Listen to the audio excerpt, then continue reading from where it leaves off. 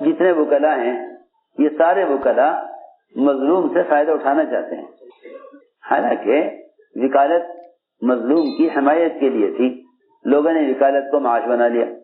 کتنا بڑا ظالم ہے وکیل کہ ایک تو بیچارہ مظلوم، وکالت کا مطلب یہ تھا کہ ظالم سے حصہ لے کر مظلوم کو دینا ہے، تو وکیل یہ کہتا ہے مظلوم سے مجھے کیا ملے گا اگر میں تمہارا حصہ دلوا دیتا ہوں۔ بسم اللہ الرحمن الرحیم۔ زیر سماعت آنے والے ذرنی اقوال حضرت کی مولانا سعد صاحب دامت برکاتہم کے بیان سے منتخب شدہ ہیں۔ ان ذرنی اقوال کو پوری امت تک پہنچانے میں ہمارے ساتھ معاونت فرمائیں، ساتھ ہی اپنی دعاؤں میں پوری امت کو ضرور یاد رکھیں۔ جزاکم اللہ احسن الجزا۔ میرے محترم دوستو، بزرگوں، عزیزوں، اللہ رب العزت ایمان والوں کو ان کی چاہتوں میں ناکام کرتے ہیں اور کفار و مشرکین کو ان کے ارادوں میں کامیاب کرتے ہیں، کفار و مشرکین کو ان کے ارادوں میں کامیاب کر دیتے ہیں اور مسلمان کو اس کے ارادوں میں ناکام کرتے ہیں۔ اللہ تعالیٰ کا یہ دستور کیوں ہے؟ اس لیے کہ اللہ رب العزت اپنے نہ ماننے والوں کو کائنات میں ان کی چاہت کے مطابق ان کے ارادوں کو پورا کر کے انہیں اپنے سے غافل رکھنا چاہتے ہیں، انہیں اپنے سے غافل رکھنا چاہتے ہیں۔ اس لیے اللہ رب العزت نے اطمینان کافروں کے لیے اسباب میں رکھا ہے، اطمینان کافروں کے لیے اسباب میں رکھا ہے، اور مومن کے لیے اللہ رب العزت نے اطمینان اپنی یاد اور اعمال میں رکھا ہے۔ کافر کے لیے اسباب میں امتحان نہیں، اطمینان ہے، مومن کے لیے اسباب میں اطمینان نہیں، امتحان ہے، مومن کے لیے اسباب میں اطمینان نہیں، امتحان ہے، اور کافر کے لیے اسباب میں امتحان نہیں بلکہ اطمینان ہے۔ کافر کو اللہ تعالیٰ اس کے اسباب میں مطمئن رکھتے ہیں اور اس کی چاہت کے مطابق اسباب میں اس کو کامیابی عطا فرماتے ہیں۔ جس طرح جنت میں مومن اپنی چاہت کے مطابق سب کچھ کرے گا، اس طرح دنیا میں کافر اپنی چاہت کے مطابق سب کچھ کرے گا۔ ہماری بات سمجھ میں آ رہی؟ یہاں مسلمانوں کو بس دھوکہ لگ جاتا ہے اور وہ یہ سمجھ بیٹھتے ہیں کہ جس راستے سے کفار کامیاب ہو رہے ہم بھی کیوں نہ وہ راستے اختیار کر لیں تاکہ ہم بھی ان کا مقابلہ کر سکیں اور ہم بھی کامیاب ہو جائیں۔ اس زمانے میں مسلمان باطل کے مقابلے کے لیے باطل کے طریقے اختیار کرنا چاہتا ہے۔ تو میں نے عرض کیا کہ کامیاب کرنے کا جو ضابطہ اللہ کے غیروں کے ساتھ ہے وہ ضابطہ مسلمانوں کے ساتھ کیسے ہو سکتا ہے؟ تو اللہ رب العزت مسلمانوں کو ان کے ارادوں میں ناکام فرماتے ہیں اپنی یاد دلانے کے لیے، اور کفار ان کے اسباب میں مطمئن رکھتے ہیں اور کامیاب کرتے ہیں اپنی یاد سے غافل کرنے کے لیے۔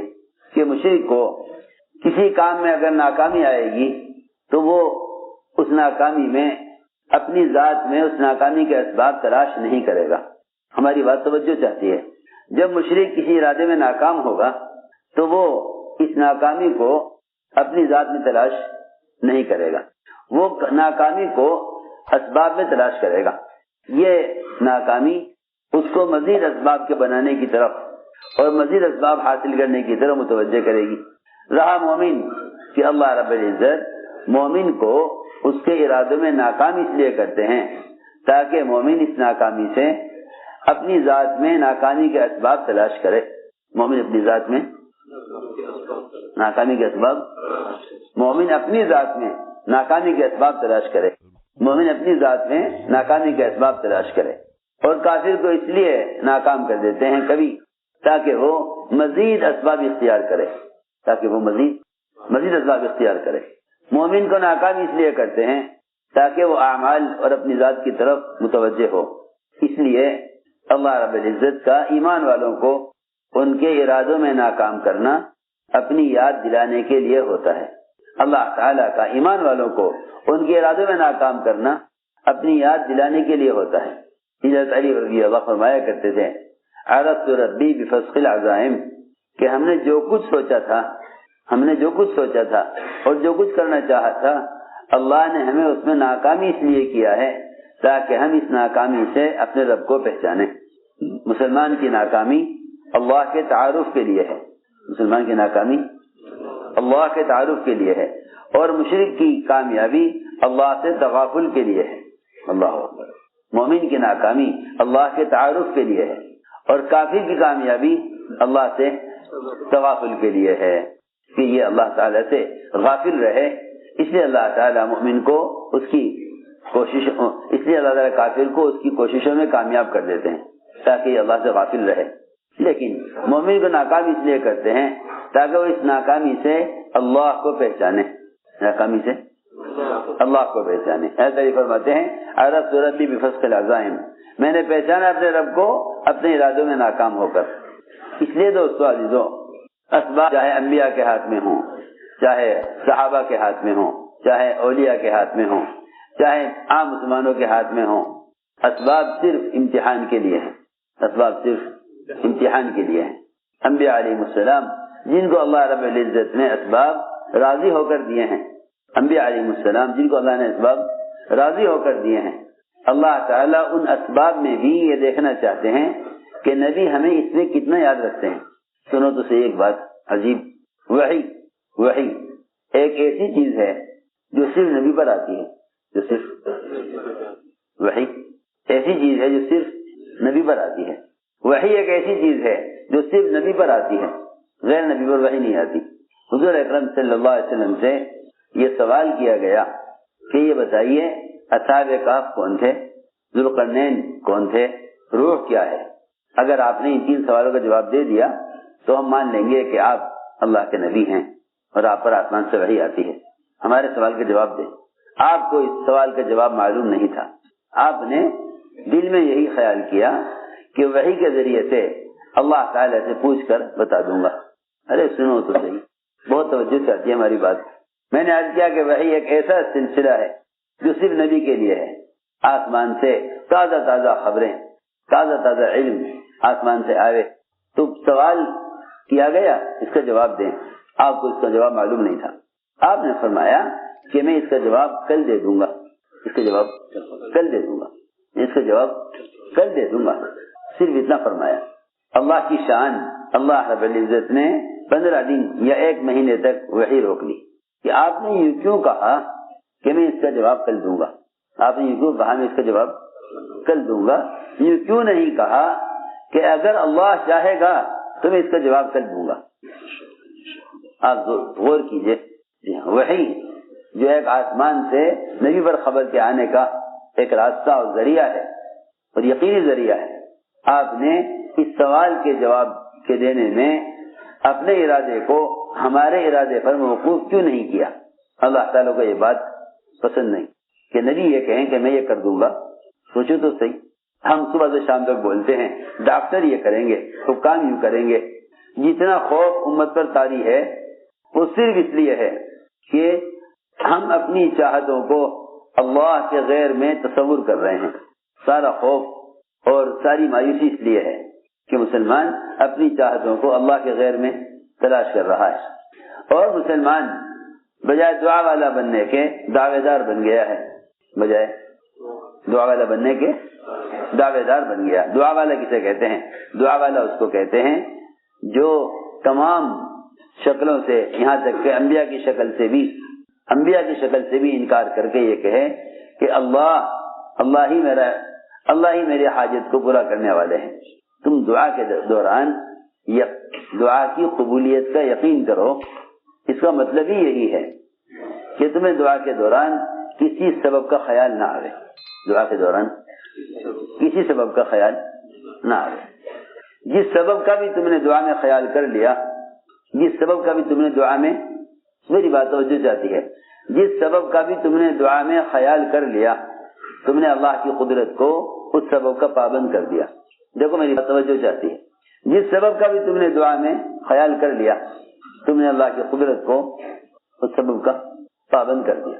اے اللہ اس شکل سے تو یہ کر دے، اس شکل سے تو یہ کر دے۔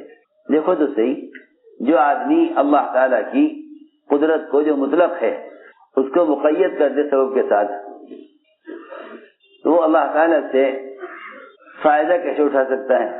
کیونکہ اللہ کی ذات عالی سے فائدہ اٹھانے کے لیے اس کے ما سوا کا یقین دل سے نکلنا شرط ہے، اور اس کے ما سوا کی امید بھی دل سے نکلنا شرط ہے۔ مصطفیٰ فرماتے تھے اللہ کی ذات عالی سے فائدہ اٹھانے کے لیے کائنات کی ہر شکل کا یقین نکلنا شرط ہے۔ یہ بھی نہیں کہہ سکتے کہ اللہ فلاں فرشتے کے ذریعے سے مدد کر دے، اس لیے کہ دعا کا شکل کے ساتھ کوئی جوڑ نہیں ہے. دعا کا شکل کے ساتھ، میری بات بہت توجہ چاہتی ہے، دعا کا شکل کے ساتھ کوئی جوڑ نہیں ہے، دعا کا شکل کے ساتھ کوئی تعلق نہیں ہے. دعا ہی جب ہے جب دعا ملائکہ کی شکل سے لے کر کائنات کی مادی شکلوں تک ان تمام شکلوں سے دعا پاک ہو. ہماری بات سمجھ میں آ رہی؟ دعا جب ہے جب دعا کائنات کی تمام شکلوں سے، ملائکہ سے لے کر دنیا کے تمام مادی اسباب، تمام دنیا کے عہدیدار، تمام دنیا کے وزراء اور تمام دنیا کی جتنی چھوٹی بڑی شکلیں ہیں، ان ساری شکلوں سے دعا پاک ہو تبھی دعا قبول بھی ہوتی ہے. لیکن ہماری دعا میں ایک چور یہ ہے جو چھپا ہوا ہے اندر، وہ چور یہ ہے کہ ہم دعا جب مانگتے ہیں تو اس سبب کی بنیاد پر اللہ تعالی سے مدد چاہتے ہیں جس سبب سے اس کام کا ہونا ہمارے ذہن میں ہے. ہم یہ کہتے ہیں اے اللہ تو وزیر کے دل میں ڈال دے کہ وہ مسلمانوں کا یہ کام کر دے، اے اللہ تو صدر کے دل میں ڈال دے کہ وہ مسلمانوں کے اس مسئلے کو دیکھ لے، اے اللہ تو ڈاکٹر کے دل میں ڈال دے کہ وہ میرا علاج کر دے. یا یوں بھی نہ کہو اے اللہ یہ دوا میں کھا رہا ہوں تو اس دوا میں شفا ڈال دے، میں یہ دوا کھا رہا ہوں تو اس میں شفا ڈال دے. ہائے وہ اللہ کیا جو تمہیں شفا دینے کے لیے تمہارے دوا کھانے پر موقوف ہو. سیدھی بات، تم یہ کہو اے اللہ تو مجھے اپنے حکم سے شفا دے دے، اپنے حکم سے شفا دے دے. یہ کہنے کا مطلب یہ نہیں کہ دوا استعمال نہ کرو، یہ کہنے کا مطلب یہ نہیں کہ دوا استعمال نہ کرو. دوا کا استعمال کرنے پر تو اللہ نے انبیاء کو، صحابہ کو، سب کو مجبور کر دیا. سنو تو صحیح بھی کیا کہہ رہا، دوا اور اسباب کے استعمال پر تو اللہ نے انبیاء اور صحابہ اولیاء سب کو مجبور کر دیا. کیوں؟ اس لیے مجبور کر دیا تاکہ وہ سبب میں ڈال کر دیکھیں کہ جب میں اپنی قدرت سے کامیاب کروں تو تمہارا خیال میرے کرنے کی طرف آتا ہے یا سبب سے ہونے کی طرف جاتا ہے. بھائی اتنی سی بات ہے، اتنی سی بات ہے. اگر اسباب میں نہ ڈالتے مسلمان کو اور انبیاء کو اور صحابہ کو پھر تو یہ کہنا کوئی کمال نہیں تھا کہ اللہ کرنے والے ہیں. ہم تمہیں اسباب میں ڈالیں پھر تم یہ کہو اسباب سے نہیں ہوتا، تب تو کمال ہے. اور اگر اسباب ہی نہ ہو پھر آدمی یہ کہ اللہ سے ہوتا ہے تو کوئی کمال نہیں. یہی وجہ ہے کہ ملائکہ کا اور فرشتوں کا ایمان سب سے زیادہ تعجب خیز اور افضل ایمان نہیں ہے. کیوں؟ اس لیے کہ ایک تو وہ سبب کی زنجیروں سے آزاد ہیں، ایک تو ملائکہ اسباب کی قید سے آزاد ہیں، ایک تو ملائکہ اسباب کی قید سے آزاد ہیں. دوسری بات یہ ہے کہ ملائکہ سارا غیبی نظام اپنی آنکھوں سے دیکھ رہے ہیں. امتحان جو رکھا وہ رکھا ہے اللہ تعالیٰ نے انبیاء کا، اولیاء کا، صحابہ کا. میں عرض کر رہا تھا کہ جب مسلمان دعا کرے، دعا میں اللہ تعالیٰ سے حفاظت کو بھی کسی سبب کے ذریعے سے نہ مانگے، بلکہ مثلاً دعا ہے اللہم اکفناہم بما شئت، اللہم اکفناہم بما شئت. اے اللہ تو جس طرح چاہے حفاظت کر. بیماری ہے، خوف ہے، دشمن حکام کا غلبہ ہے، کچھ بھی ہے، مسنون دعا کہیں یہ نہیں ملے گا کہ اللہ فلاں فرشتے کے ذریعے مدد کر. وہ تو ملائکہ اللہ تعالی سے خود تقاضا کرتے ہیں کہ تو ہمیں اس مومن بندے کی خدمت کا موقع دے دے. اللہ اکبر. ملائکہ ایمان والوں کے غلام ہیں، ملائکہ ایمان والوں کے غلام ہیں. اللہ تعالی نے ایسے مضبوط اسباب دیے تھے مسلمانوں کو، بشرط یہ کہ مسلمان ان مضبوط اسباب کو بھی اللہ کے اپنے درمیان ذریعہ نہ سمجھے. یوں نہ کہو فرشتے کے ذریعے مدد کر دے، یوں کہو اے اللہ تو براہ راست مدد کر. اللہ کو اختیار ہے کہ وہ تمہاری مدد کے لیے کسی بھی سبب کو اختیار نہ کرے، استعمال نہ کرے، کسی بھی سبب کو استعمال نہ کرے. جبرائیل علیہ السلام کا ابراہیم علیہ السلام کو آگ سے بچانے کے لیے آنا یہ بطور مدد کے نہیں تھا، یہ بطور مدد کے نہیں تھا، یہ بطور امتحان کے تھا. ہم دیکھنا چاہتے ہیں کہ ابراہیم آگ سے بچنے کے لیے جبرائیل سے مدد طلب کرتے ہیں یا نہیں. اور اگر جبرائیل از خود مدد پیش کریں تو ابراہیم جبرائیل کی مدد کو قبول کرتے ہیں یا انکار کرتے ہیں؟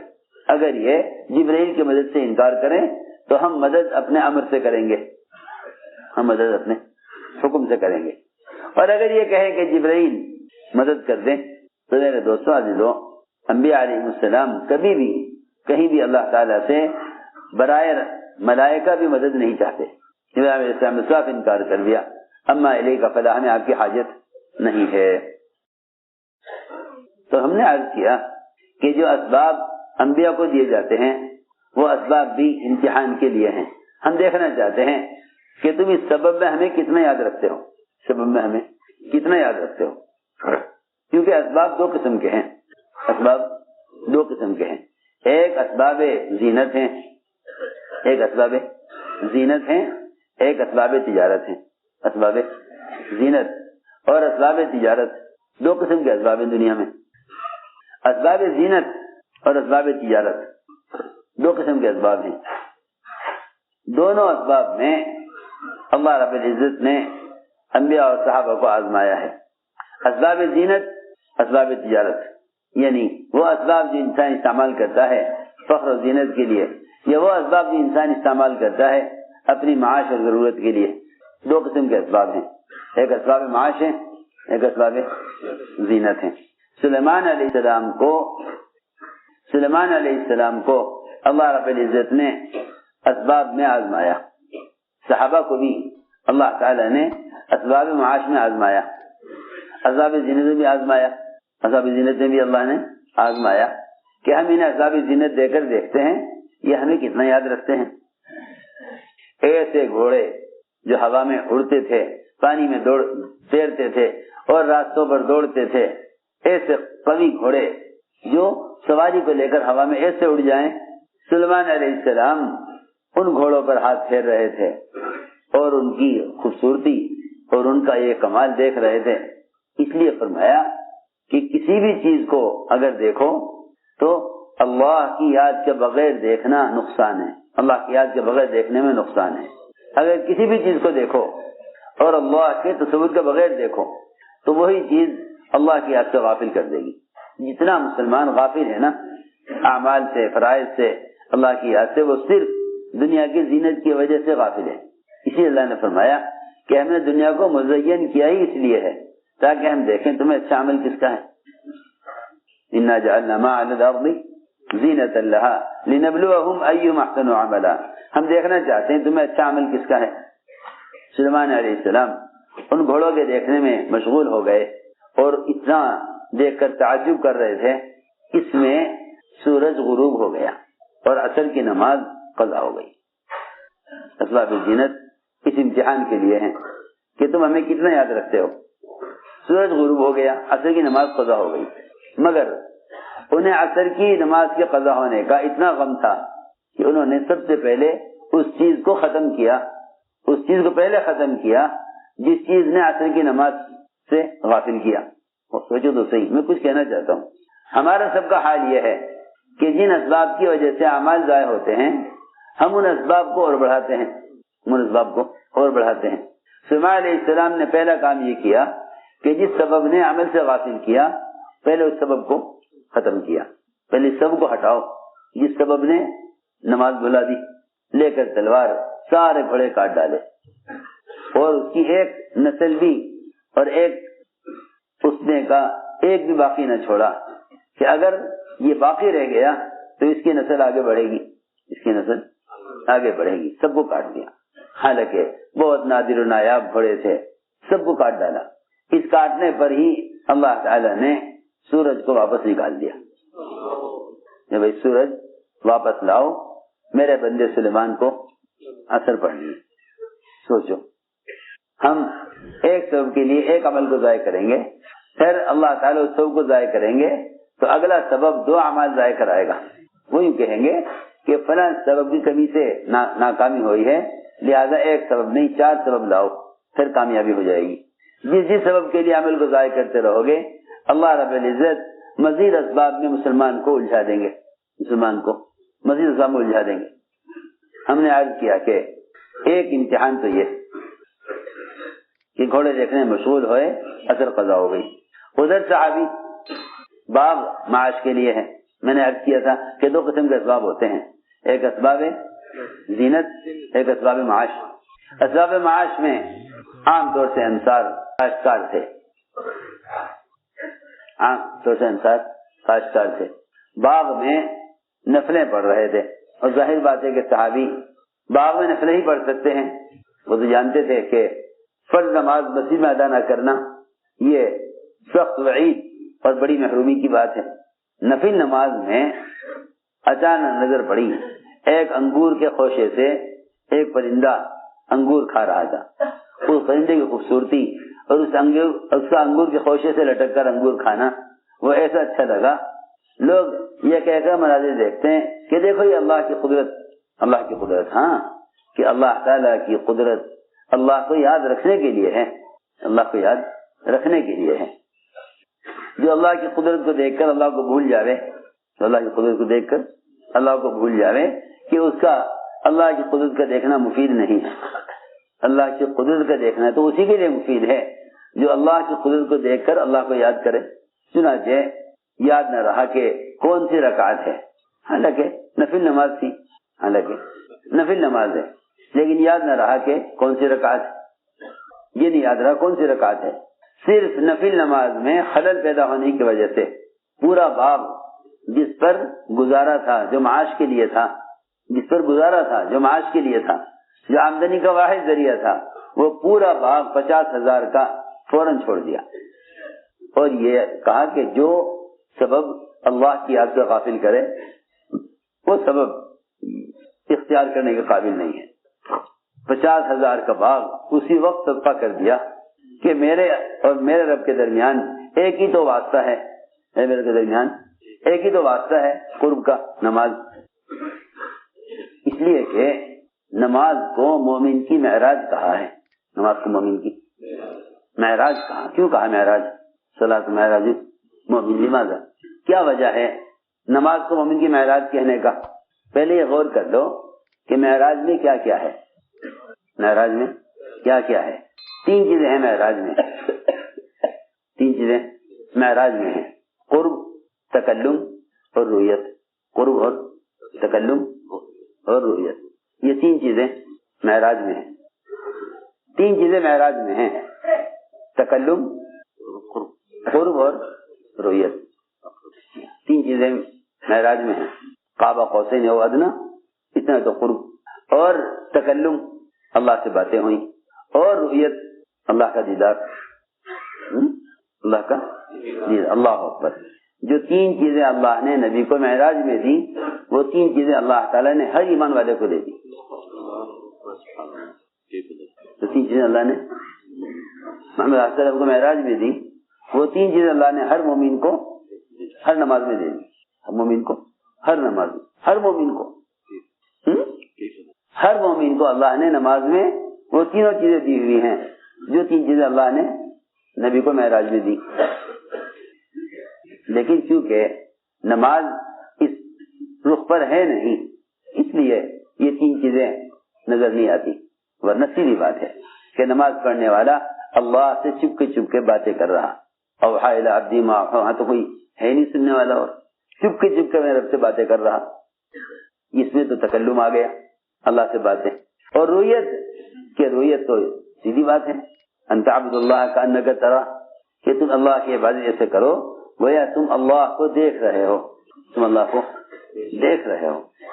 اور یہ صرف نماز کے لیے نہیں، عبداللہ ابن عمر رضی اللہ عنہما طواف کر رہے تھے، عبداللہ ابن عمر طواف کر رہے تھے، طواف کے دوران آج کل تو آپ دیکھیں گے حرمین میں کس قدر عبادت پر غفلت غالب ہے کہ آدمی طواف میں سب کچھ کر لیتا ہے جو طواف سے باہر کر رہا ہے، اور وہاں بیٹی کی شادی کا پیام، بیٹی کی شادی کا پیام کسی نے طواف کے دوران عبداللہ بن عمر کو دیا، یہ کہا کہ میں آپ کی بیٹی سے اپنے بیٹے کی شادی کرنا چاہتا ہوں، یا آپ کی بیٹی سے شادی کرنا چاہتا ہوں۔ وہ فرماتے ہیں کہ جب میں نے طواف میں چلتے چلتے عبداللہ بن عمر سے ان کی بیٹی سے شادی کی بات رکھی تو انہوں نے ایسا منہ پھیرا میرے سے کہ میں نے قسم کھا لی کہ آئندہ کبھی بھی ان سے اپنی ان کی بیٹی کی شادی کی بات نہیں کروں گا، کبھی نہیں کھاؤں. قسم کھا لی میں نے کہ ایسا رخ پھیرا مجھ سے، کوئی جواب ہاں ہوں کا نہیں دیا، اور میں نے طے کر لیا کہ میں اب اس بارے میں ان سے بات نہیں کروں گا. حالانکہ لوگ پریشان ہوتے ہیں اپنی بیٹیوں کے رشتوں کے لیے، جہاں بھی کوئی مل جاوے اشارہ کر دے تو آدمی سوچتا ہے ہاں بھائی لڑکا دیکھو کیسا ہے کیا ہے، سارے کام چھوڑ کر یہ کام دیکھے گا. انہوں نے میری بات کی طرف کوئی توجہ نہیں دی. میں نے طے کر لیا کہ آئندہ اس بارے میں ان سے بات نہیں کروں گا. حج پورا ہو گیا، عبداللہ بن عمر رضی اللہ تعالیٰ عنہ مدینے پہنچے. کہتے ہیں وہ کہ میں بھی مدینے پہنچا، وہاں بھی ان سے ملاقات ہو گئی، آمنا سامنا ہوا. بس میں نے کچھ نہیں کہا، انہوں نے دور سے دیکھ کے مجھے پہچان لیا. فرمایا تم وہی ہو نا جو مجھے وہاں مکے میں طواف میں ملے تھے، مجھے مکہ معظمہ میں طواف میں ملے تھے؟ کہ ہاں میں ملا تھا آپ سے طواف میں، اور میں نے آپ سے آپ کی بیٹی سے شادی کی بات رکھی تھی، لیکن جب آپ نے کوئی توجہ نہ دی تو میں نے طے کر لیا کہ میں اس بارے میں آپ سے کوئی بات نہیں کروں گا. فرمانے لگے عبداللہ بن عمر کہ جس وقت تم نے ہم سے ہماری بیٹی سے شادی کی بات کی، اس وقت ہم اللہ تعالیٰ کو اپنی دونوں آنکھوں کے درمیان دیکھ رہے تھے. یہ ہے بات، اللہ تعالیٰ کو کہاں؟ دونوں آنکھوں کے درمیان اللہ کو دیکھ رہے. سوچو تو صحیح کیسا دھیان اللہ کا ہوگا، دونوں آنکھوں کے درمیان اللہ کو دیکھ رہے تھے. حالانکہ طواف تو نماز کے مقابلے میں ایک بھی چیز ایسی نہیں کہ جس میں نماز والی پابندی ہو. طواف میں سوچو، چل رہا نماز میں چلتے نہیں، نماز میں چلتے نہیں، مختلف قسم کی دعائیں، مختلف قسم کے اذکار، نماز میں ایسا نہیں، نماز کے اذکار متعین، سجدہ نہیں طواف میں. حالانکہ نماز میں اللہ کے سب سے زیادہ قرب کا موقع سجدہ ہے، وہ بھی طواف میں نہیں. جی ہاں، وہ بھی طواف میں نہیں ہے. سب سے زیادہ قریب بندہ سجدے میں ہوتا ہے نا اللہ کے، وہ بھی طواف میں نہیں. سوچو اس میں حضرت عبداللہ بن عمر رضی اللہ عنہ کہ نہیں، وہ وقت ایسا تھا کہ ہم اللہ تعالیٰ کو اپنی دونوں آنکھوں کے درمیان دیکھ رہے تھے. میں آپ کی بات اس وقت کیسے سن لیتا؟ ہاں میں تیار ہوں، اب بھی میں تیار ہوں. چنانچہ انہوں نے ان کی شادی کے پیغام کو کہہ کر قبول کیا کہ مجھے آپ سے شادی سے انکار نہیں تھا، مجھے طواف کے دوران اس بات کے کرنے سے انکار تھا. میں نے عرض کیا کہ نماز مومن کی معراج ہے، نماز مومن کی معراج ہے. رویت اس میں کہ اللہ کو دیکھ رہے، تکلم اس میں کہ اللہ سے باتیں کر رہے، قرب اس میں قرب اس میں کہ سجدے میں بندہ اللہ کے سب سے زیادہ قریب ہے. یہاں تک لکھا ہے علماء نے من کان یرجو لقاء ربہ فلیعمل عملا صالحا. علماء نے لکھا ہے کہ اس لقاء سے لقاء دنیاوی مراد ہے. ہماری بات توجہ چاہتی ہے، اس لقاء سے لقاء دنیاوی مراد ہے کہ جو آدمی مرنے سے پہلے اللہ سے ملنا چاہتا ہو.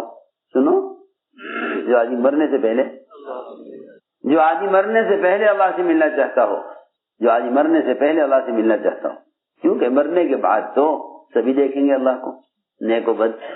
جی ہاں، جو آدمی مرنے سے پہلے اپنی زندگی میں دنیا میں اللہ سے ملاقات کا مزہ چکھنا چاہے، اس کو چاہیے کہ اللہ کی عبادت اس طرح کرے کہ اس کے ساتھ کسی کو شریک نہ کرے. تو جس درجے کا عمل میں اخلاص اور احسان ہوگا نا، جس درجے کا احسان ہوگا، اتنا ہی اللہ تعالیٰ کی ملاقات اور اللہ تعالیٰ کے لقاء کو محسوس کرے گا. تو اس سے میں نے عرض کیا تھا کہ جو اسباب معاش کے تھے صحابہ کرام کے، وہ ان کو اللہ کی یاد سے غافل نہیں کرتے تھے.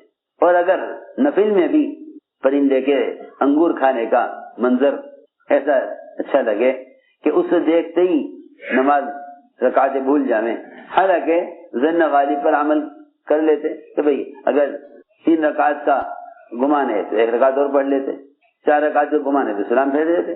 کہتے ہیں کہ بھئی جس طرف آدمی کا نماز پڑھنے والے کا گمان غالب ہے اس طرح عمل کر دیں. جن کے لیے نفل نماز میں خلل باغ کو چھڑوا دے، ان کے فرائض کا کیا حال ہوتا ہوگا؟ ان کے فرائض کا کیا کیا کیا معیار ہوگا؟ جو نفل کے لیے باغ کو چھوڑ دیں، جو نفل کے لیے باغ کو چھوڑ دیں، ان کے فرائض کا مقام، ان کے فرائض کی کیفیت کیا ہوتی ہوگی؟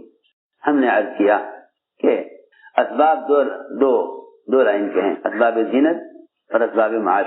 اسباب معاش دونوں میں امتحان ہے.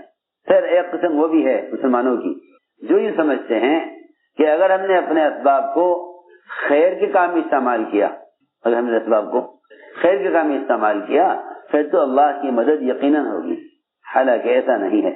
اگر آپ نے اپنے اسباب کو خیر کے کام میں استعمال کیا تب بھی اللہ چاہیں گے تو کامیاب کریں گے. سلیمان علیہ السلام نے تیسرے درجے میں یہ کام کیا کہ بھئی اللہ تعالیٰ نے قوت دی ہے، استعداد دی ہے، بیویاں دی ہیں، کیوں نہ ہم اپنی اولاد میں سے اللہ کے دین کے مجاہد تیار کریں. کیوں نہ اپنی اولاد میں سے اللہ کے دین کے مجاہد تیار کریں. سلیمان علیہ السلام نے اس خیر کے ارادے پر اپنی اولاد میں سے 100 مجاہد گھڑ سوار اللہ کے دین کی محنت کے لیے تیار کرنے کے لیے 100 بیویوں سے صحبت کی. 100 بیویوں سے، ہر بیوی سے ایک مجاہد چاہیے. یہاں تو اس زمانے میں لوگ تمنا کرتے ہیں اتنی بڑی تجارت ہے، اتنا بڑا زمیندارہ ہے، لیکن کیا کروں، اولاد نہیں.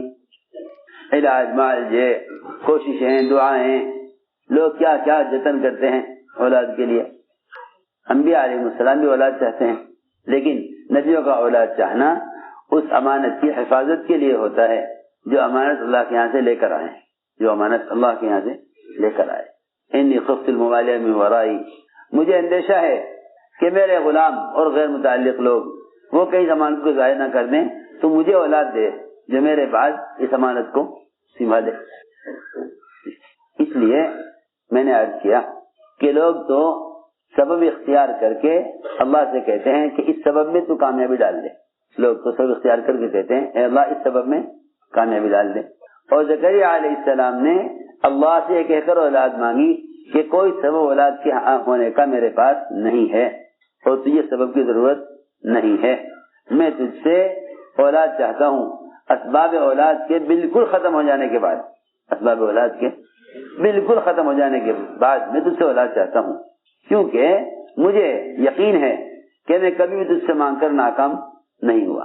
مجھے کامیاب ہونے کے لیے سبب کی ضرورت نہیں ہے، مجھے کامیاب ہونے کے لیے تیرے امر کی ضرورت ہے. یہ ہے بات. اللہ تعالی کے سامنے سبب نہیں پیش کر رہے بلکہ جو اسباب اولاد ہیں ان اسباب کا ناکارہ ہونا پیش کر رہے.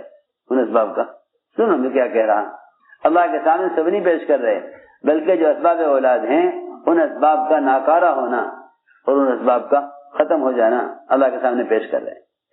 اپنا بڑھاپا، اپنی بیوی کا بڑھاپا دونوں پیش کر دیے.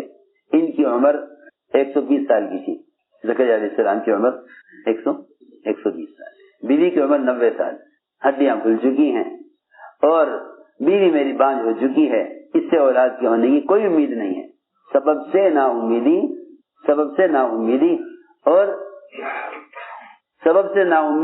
اور اللہ کی ذات سے امید. اور یہ کہہ کر کہ میں کبھی تجھ سے مانگ کر نامراد نہیں ہوا. اللہ تعالیٰ نے زکریا علیہ السلام کو 120 سال کی عمر میں 90 سال کی بیوی کے ذریعے اولاد دے دی. ادھر تک سلیمان علیہ السلام کہ جب اللہ نے اتنی قوت طاقت دی ہے اور اللہ نے اعلیٰ نسل کی خوب بچے جننے والی بیویاں دی ہیں تو کیوں نہ ان بیویوں کے ذریعے اللہ کے راستے کے مجاہد تیار کیے جائیں. اس خیال سے 100 بیویوں صحبت کی. 100 میں سے ایک بیوی کو حمل ٹھہرا، 99 کو حمل نہیں ٹھہرا. ایک کو حمل ٹھہرا، وہ حمل بھی وقت سے پہلے ضائع ہو گیا.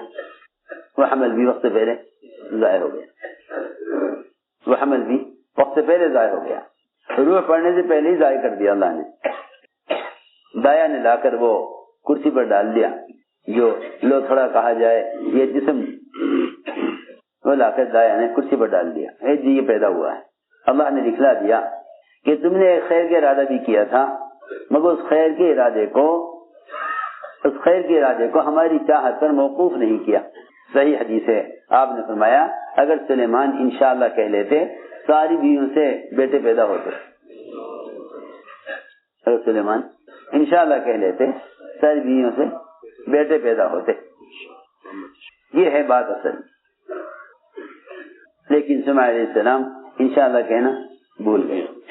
میں نے عرض کیا کہ کتنی بھی شکلیں ہیں ان ساری شکلوں سے نہ ہونے، صرف اللہ کی ذات عالی سے ہونے کا یقین دل میں پیدا ہو۔ جب یہ یقین ہوگا تو لوگ اللہ تعالیٰ کی مشیت کو شکلوں میں تلاش نہیں کریں گے، پھر لوگ اللہ تعالیٰ کی مشیت کو اسباب میں تلاش نہیں کریں گے، پھر لوگ اللہ تعالیٰ کی مشیت کو حکام میں، وزراء میں اور دنیا کی قسم قسم کی مادی طاقتوں میں اللہ کی مشیت کو تلاش نہیں کریں گے، پھر یہ اللہ کی مشیت کو اس کے احکام میں تلاش کریں گے، اللہ تعالیٰ کی مشیت کو اس کے احکام میں تلاش کریں گے۔ یہ ہے اصل بات۔ ایسے مسلمانوں کو ناکامیاں وہ کامیابی کی طرف لے آئیں گی، اور اگر مسلمان نے ناکامی کے اسباب بھی اسباب میں تلاش کیے اور کامیابی کے اسباب بھی اسباب میں تلاش کیے تو یہ اللہ تعالی سے دوری کا اور اللہ سے غافل کرنے کا سبب بنیں گے۔ سوچنے کی بات ہے، جو اسباب اللہ نے انبیاء علیہ السلام کو راضی ہو کر دیے ہیں، جیسے میں نے آپ کے سامنے عرض کیے، سلیمان علیہ السلام کو اللہ نے کیا کچھ نہیں دیا، جو اسباب اللہ نے انبیاء علیہ السلام کو راضی ہو کر دیے ہیں، جب انبیاء علیہ السلام ان اسباب میں اللہ کی چاہت کے بغیر کامیاب نہیں ہو سکے تو پھر جو اسباب اللہ نے غیروں کو ناراض ہو کر دیے ہوئے ہیں، مسلمان ان اسباب میں کامیاب کیسے ہو سکتا ہے؟ جو اسباب اللہ نے انبیاء علیہ السلام کو راضی ہو کر دیے ہیں، جب ان اسباب میں اللہ کی چاہت کے بغیر کامیاب نہیں ہو سکتے تو اس زمانے میں مسلمان ان اسباب سے امید کیوں لگائے ہوئے ہیں جو اسباب اللہ نے غیروں کو ناراض ہو کر دیے ہیں؟ جتنے بھی اسباب غیروں کے پاس ہیں، کیا اللہ نے ان کو خوش ہو کر دیے ہیں؟ اللہ ان سے ناراض ہیں، اللہ تعالیٰ ان سے ناراض ہیں۔ دیکھو تو صحیح، اللہ تعالیٰ نے کفار اور مشرکین کو جو اسباب دیے ہیں اللہ نے انہیں ناراض ہو کر دیے ہیں، مگر زمانے کا مسلمان ان اسباب کی حاصل کرنے کی تمنا کرتا ہے اور ان سے ان اسباب کو طلب کرتا ہے جو اسباب اللہ نے غیروں کو ناراض ہو کر دیے ہیں۔ یہ کیسے ممکن ہے کہ جس سبب سے اللہ غیروں کو ناکام کر رہے اس سبب سے اللہ مسلمانوں کو کامیاب کر دیں؟ یہ کیسے ممکن ہے؟ یہ کیسے ممکن ہے کہ جن اسباب پر اللہ تعالیٰ نے غیروں کو ناکام کیا ہے ان اسباب پر مسلمان کو کامیاب کر دیں؟ کیسے ممکن ہے؟ اس لیے فرمایا کہ اللہ تعالیٰ کی مشیت کو سبب میں تلاش مت کرو، اللہ کی مشیت کو احکام میں تلاش کرو، اس لیے کہ اللہ تعالیٰ کی قدرت وعدوں کے ساتھ ہے اور وعدے حکموں کے ساتھ ہیں، وعدے حکموں کے ساتھ ہیں۔ اللہ تعالیٰ کی قدرت وعدوں کے ساتھ ہے، وعدے حکموں کے ساتھ ہیں۔ اللہ کی مشیت کو اس کے وعدوں میں تلاش کرو، اللہ کی مشیت کو اس کے وعدوں میں تلاش کرو، کیونکہ وعدے حکموں کے ساتھ ہیں اور قدرت وعدوں کے ساتھ ہیں۔ اسباب کے ساتھ قدرت نہیں ہے، اسباب تو قدرت سے بنے ہیں، اسباب تو قدرت سے بنے ہیں، اسباب قدرت سے بن کر قدرت کے قبضے میں ہیں۔ لوگ یہ سمجھتے ہیں کہ ہمیں اسباب پر اختیار حاصل ہو گیا، اسباب پر اختیار حاصل ہو گیا، حالانکہ سارے اسباب اللہ تعالیٰ کے قبضے میں ہیں، وہ جو چاہیں گے سبب میں وہ کریں گے۔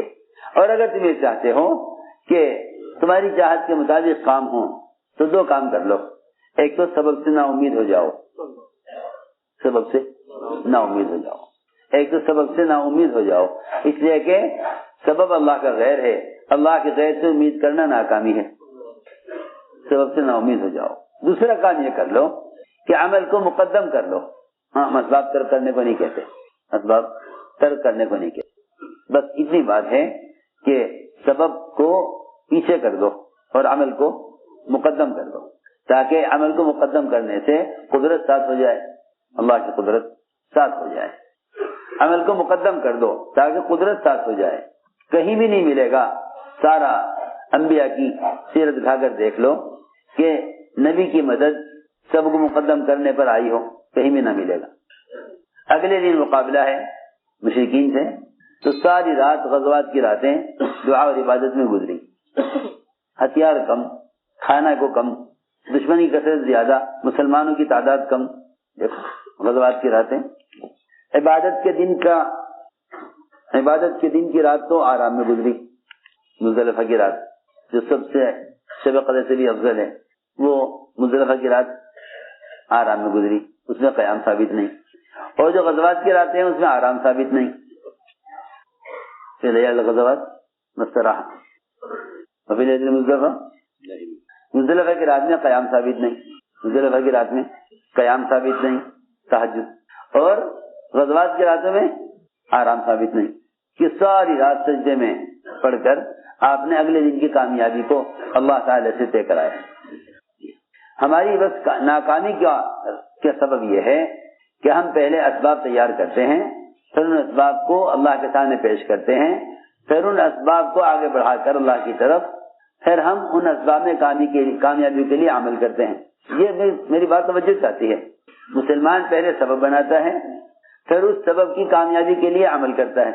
پہلے مسلمان سبب بناتا ہے، پھر اس اسباب میں کامیابی کے لیے عمل کرتا ہے۔ یہی وجہ ہے کہ لوگ اسباب بنانے کے بعد پوچھتے ہیں کہ جی اس میں کامیابی کے لیے دعا کر دو۔ پہلے سبب بناتا ہے، پھر سبب میں کامیابی کے لیے عمل کرتا ہے۔ صلاۃ الحاجہ بھی اس لیے پڑھتے ہیں تاکہ اس سبب سے کامیابی مل جائے۔ پہلے دکان لگاویں گے، پھر دکان سے آمدنی کے لیے صلاۃ الحاجہ پڑھیں گے۔ حالانکہ صلاۃ الحاجہ حاجت کی نماز نہیں ہے، کوئی نماز بھی حاجت کے لیے نہیں، کیونکہ نماز خالق کے لیے، حاجت مخلوق ہے۔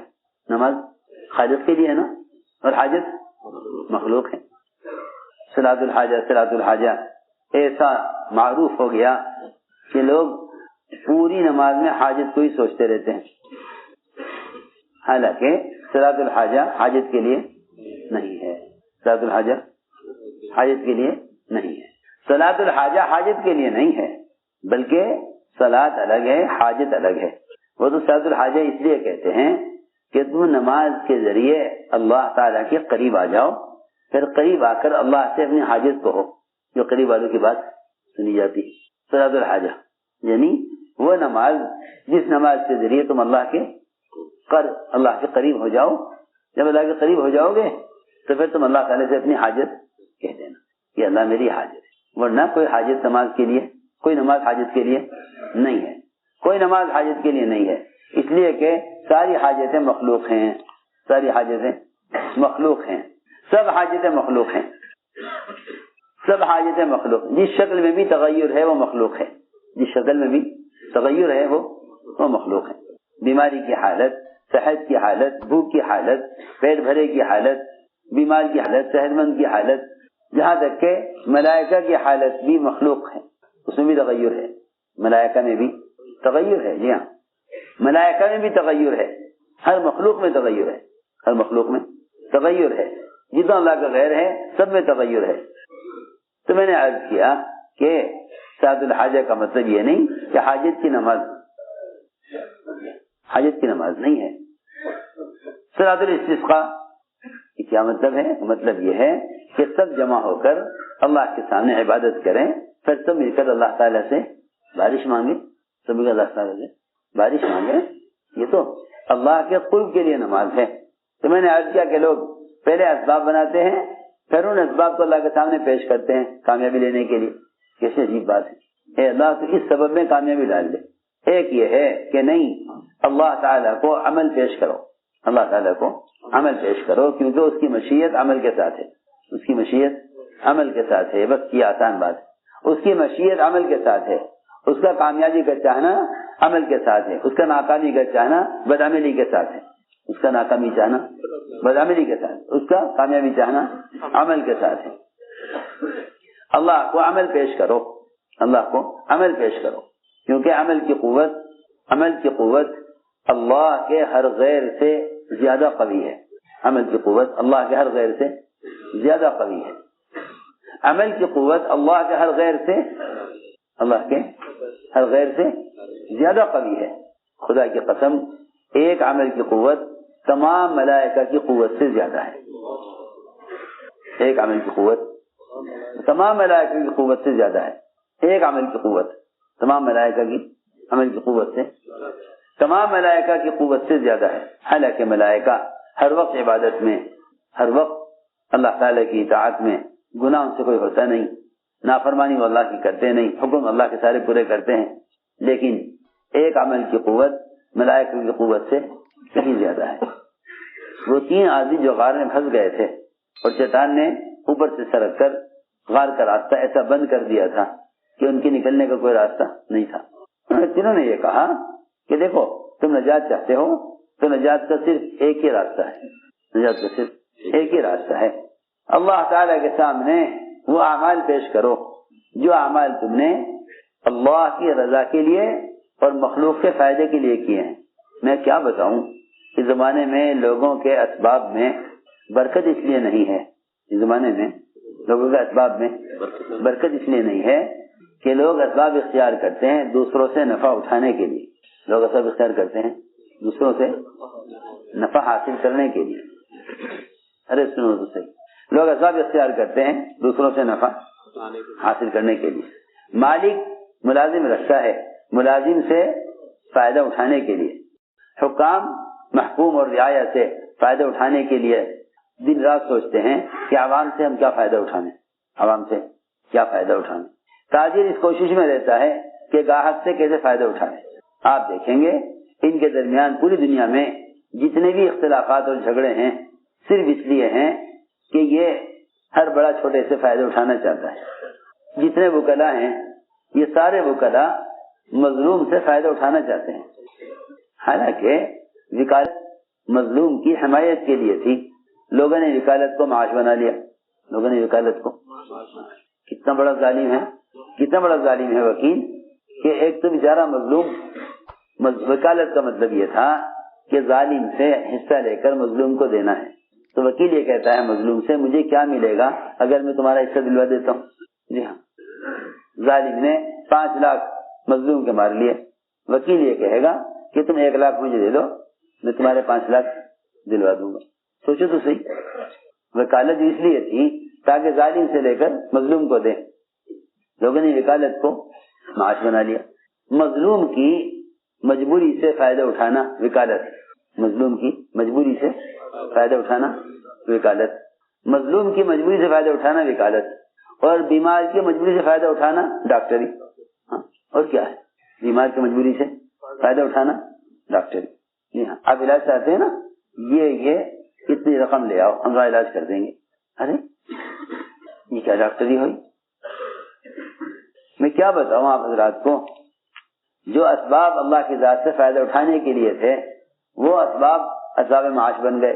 حالانکہ وکالت ہے، ڈاکٹری ہے، وزارت ہے، گورنری ہے، یہ سب کے سب شعبے مخلوق کو فائدہ پہنچانے اور مخلوق کی خدمت کے لیے تھے، مخلوق کی خدمت کے لیے. اس لیے خلفائے راشدین کے زمانے گورنر وہ اول تو وظیفے پر تیار نہیں ہوتے تھے. اگر ان کو وظیفہ دیا بھی جائے، تنخواہ دی جائے، تو بھی سمجھتے تھے کہ اگر ہم نے اس تنخواہ کو اپنی ذات پر تھوڑا سا بھی خرچ کر لیا.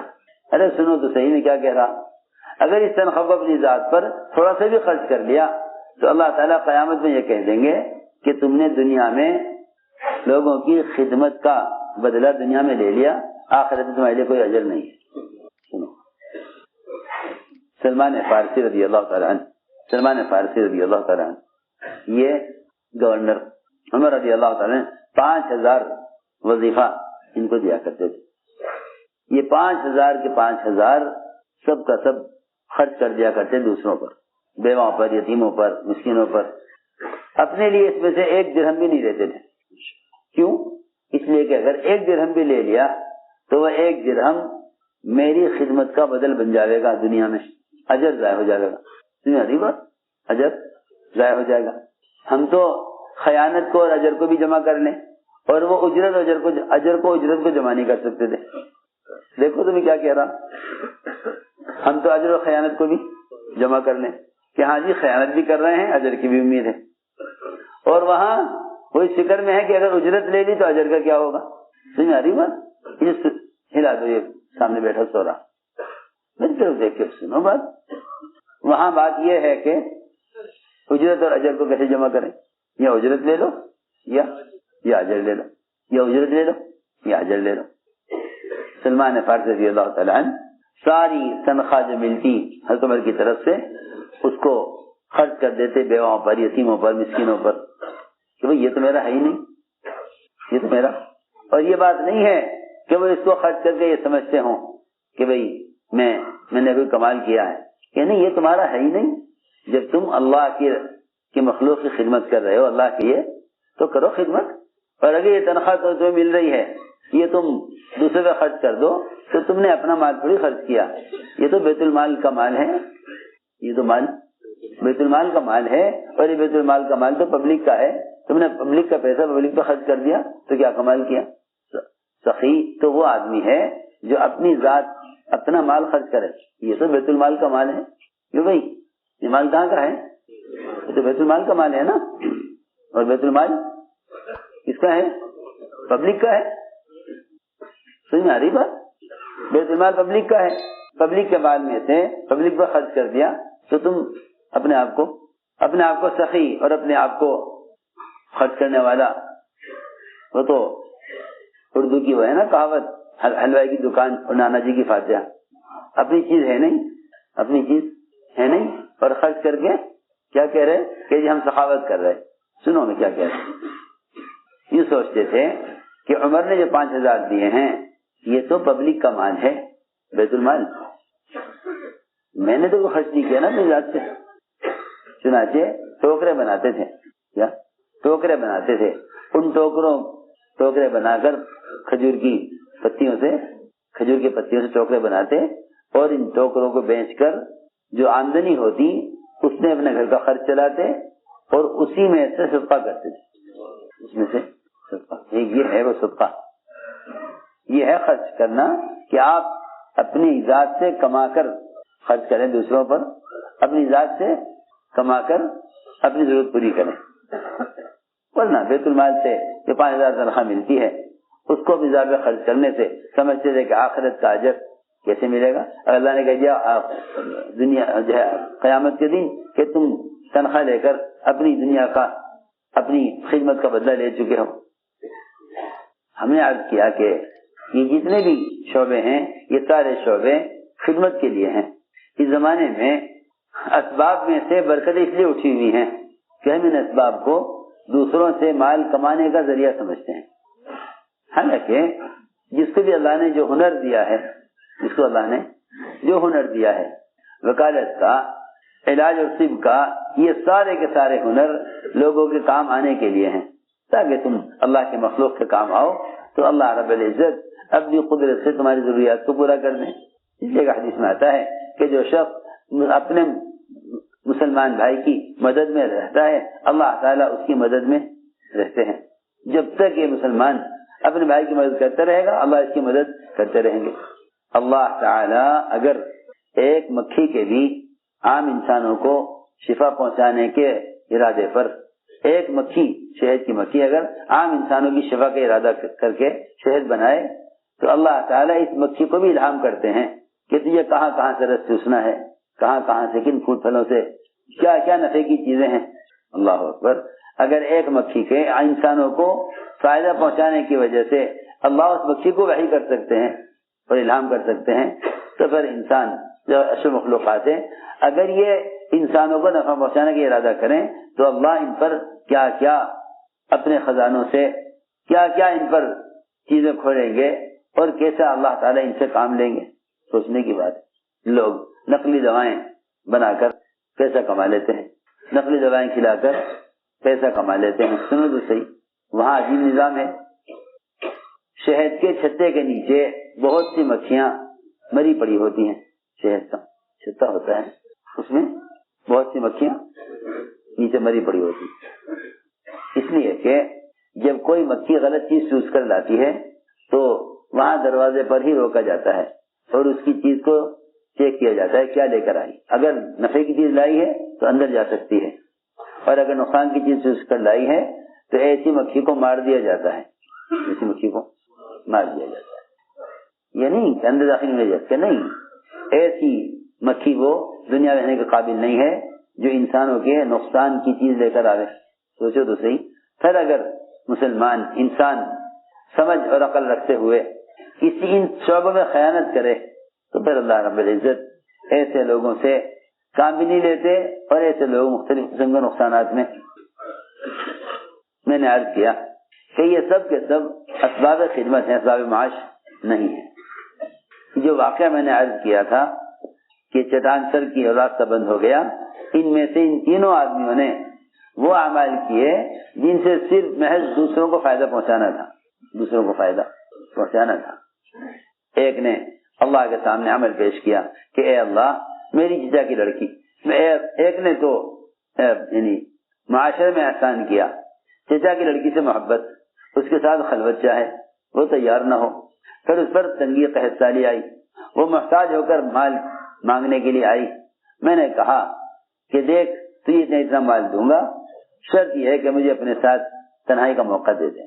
وہ تیار ہو گئی، کیونکہ فقر تو کفر تک پہنچا دیتا ہے، اس کو تو زنا تک ہی پہنچایا تھا، فقر تو کفر تک پہنچا دیتا، یہ تو زنا تھا۔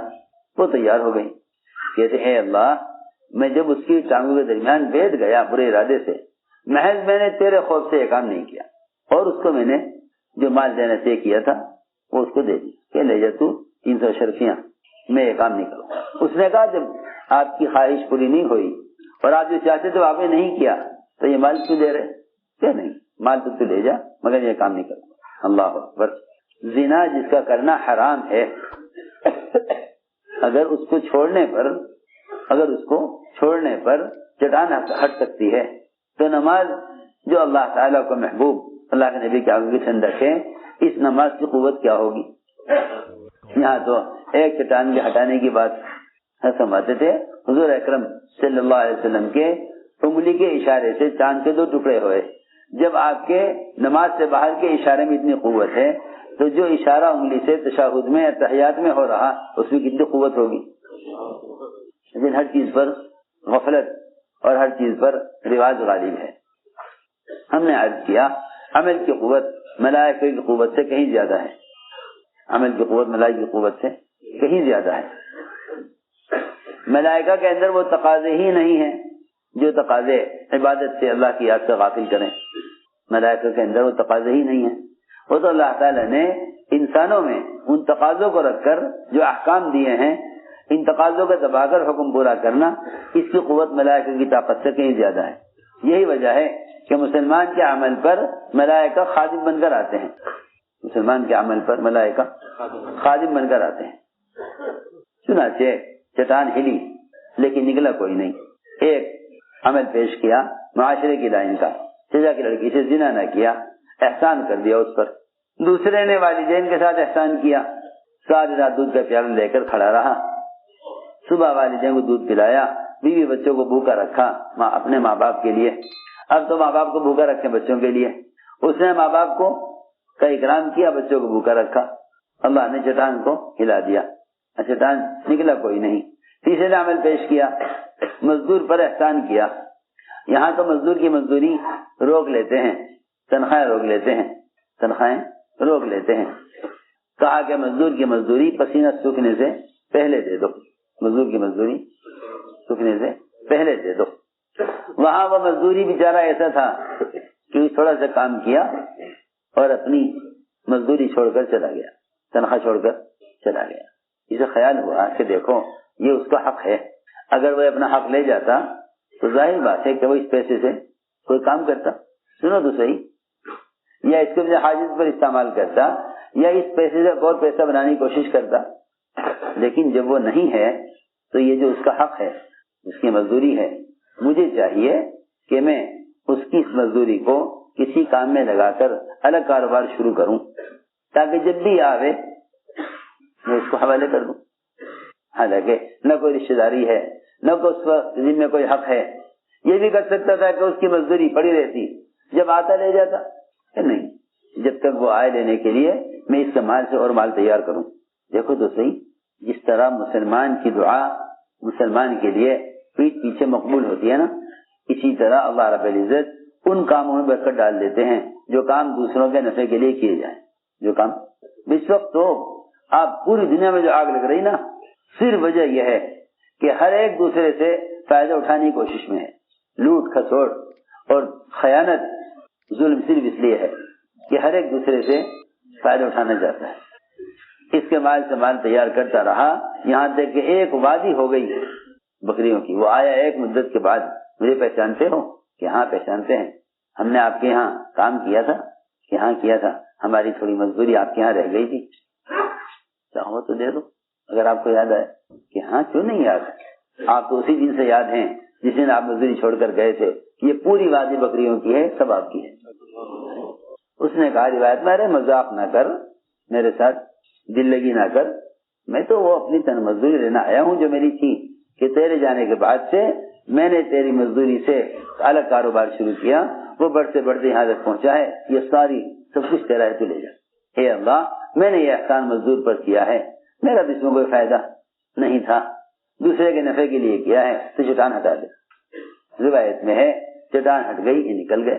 میں نے عرض کرنے کا مقصد یہ تھا کہ تم اللہ تعالیٰ کی مشیت کو اسباب میں تلاش مت کرو، اسباب میں تلاش مت کرو، اللہ کی مشیت کو اس کے احکام میں تلاش کرو، اس کی مشیت کو کہ اللہ رب العزت ہمارے لیے خیر کب چاہیں گے، اس کی مشیت کو اس کے احکام میں تلاش کرو، اس کی مشیت کو اس کے احکام میں تلاش کرو، اسباب میں نہیں۔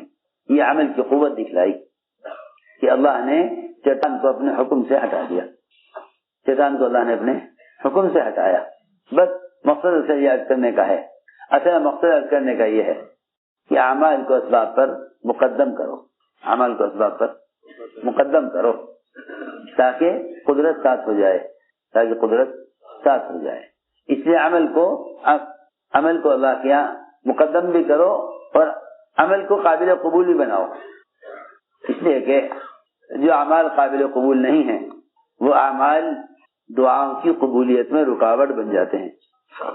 جو اعمال قابل قبول نہیں ہیں وہ اعمال دعا کی قبولیت میں، ہاں دیکھو لوگ کہتے ہیں کہ میں نے تو بہت دعا کی مگر دعا قبول نہیں ہوئی، یہ تو کیسی عجیب بات ہے کہ اللہ تعالیٰ تو اس امت کو دعا کے بارے میں نبی والا مقام دیے ہوئے ہیں، اس امت کو دعا کے بارے میں نبی والا مقام۔ ارے سنو تو صحیح، اللہ اس امت کو دعا کے بارے میں نبی والا مقام، ادعونی استجب لکم، یہ مقام نبیوں کا تھا، یہ مقام نبیوں کا تھا، ادعونی استجب لکم، مجھ سے مانگو میں تمہاری حاجت پوری کروں گا، مجھ سے مانگو میں دوں گا، مجھ سے مانگو میں دوں گا، ادعونی استجب لکم، مجھ سے مانگو میں دوں گا۔ اس لیے پچھلے انبیاء علیہ السلام اس میں قوم نبی سے کہتی تھی، نبی اللہ سے کہتے تھے، نبی اللہ سے کہتے، قوم نبی سے کہتی تھی کہ اللہ سے کہو یہ کر دیں، اللہ سے کہو یہ کر دیں۔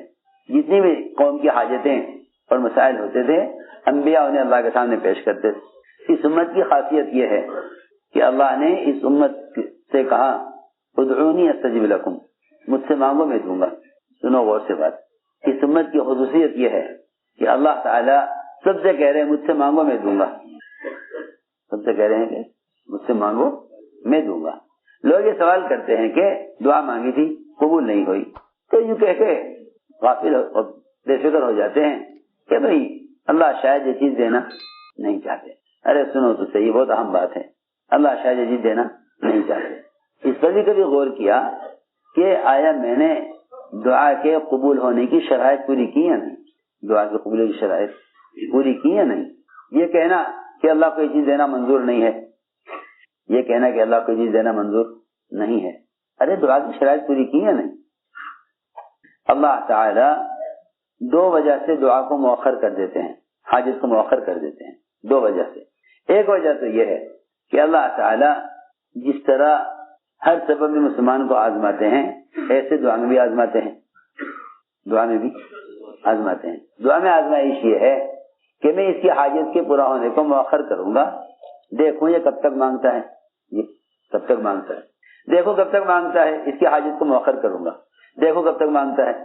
لیکن یہ دعا مانگ کر چھوڑ دیتا ہے کہ بھئی یہ چیز اللہ کو دینی منظور، حالانکہ ہم نہیں جان سکتے کہ اللہ یہ چیز دینا چاہتے ہیں یا نہیں دینا چاہتے، ہم نہیں جانتے نا، ہم نہیں جانتے کہ اللہ یہ چیز دینا چاہتے یا نہیں دینا چاہتے۔